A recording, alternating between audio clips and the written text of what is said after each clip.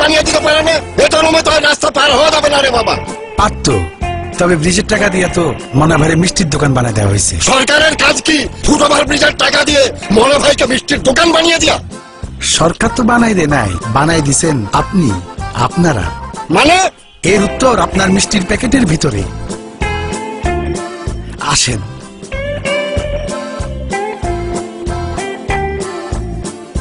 মনে ভাই কেমন আছেন? ভালো।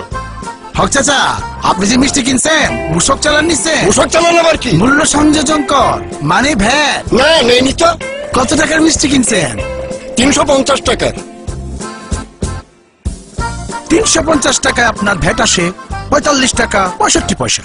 এই টাকাটা যাওয়ার কথা ছিল সরকারি কোষাগারে, কিন্তু আপনি ভ্যাট চালান না নেওয়ায় টাকাটা গেল মনা ভাইয়ের পকেটে। এভাবে প্রতিদিন যদি আপনার মতো 100 জন হক চাচা ভ্যাট চালান না নেন, তাহলে মনা ভাইয়ের পকেটে দিনে যায় 4565 টাকা, মাসে 1,36,950 টাকা, আর বছরে 16,43,400 টাকা। মনা ভাই দোকান দিচ্ছে 3 বছর, ভ্যাট ফাঁকি দেওয়ার কারণে এই 3 বছরে মনা ভাইয়ের পকেটে গেছে প্রায় 50 লক্ষ টাকা।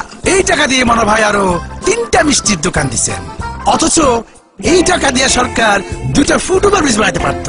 একটা দিয়ে আপনি ওই পারে যাইতেন, আরেকটা দিয়ে আপনি এই পারে আসতেন, মনে যা চাইতো। এইবার বুঝছেন তো ফুটওভার ব্রিজের টাকা দিয়া আপনারা কেমনি মিষ্টির দোকান বানাই দিচ্ছেন? আসুন একটু সচেতন হই, যে কোনো সেবা বা পণ্য ক্রয় করার সময় মূসক বা ভ্যাট চালানটা খেয়াল করে নিই। আমাদের টাকা আমাদের উন্নয়নের কাজে লাগুক, মনা ভাইয়ের ব্যবসা উন্নয়নের কাজে নয়।